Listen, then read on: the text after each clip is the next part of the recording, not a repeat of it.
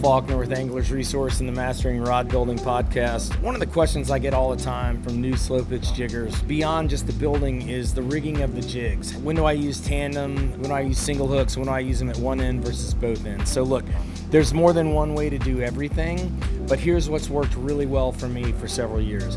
When I'm using a small, short jig like this, 120 gram wild in limited edition white crackle, I'm probably just gonna put one set of tandem hooks on the nose of the jig. That generally works best in shallow water with the smaller fish, beeliners, triggers, ARS, a lot of the stuff you're catching in the shallower water, and you don't wanna change the hydrodynamics of the jig by putting too many hooks, too much hardware on it. When I move up to a bigger jig and we start to go a little bit deeper, and you see this is longer, this is a 200 gram deep in a limited edition tuna color, great jig, high flutter, love this jig.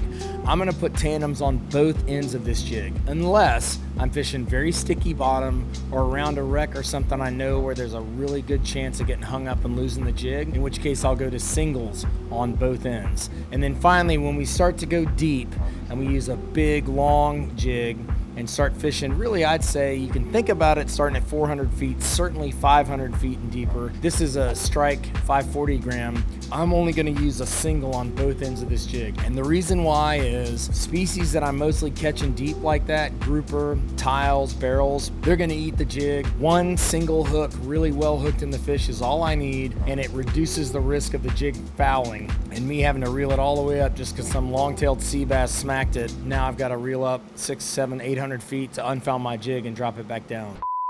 Again, do what you like. This works really well for me. I hope this helps you too. So get out there and jig on and tight lines.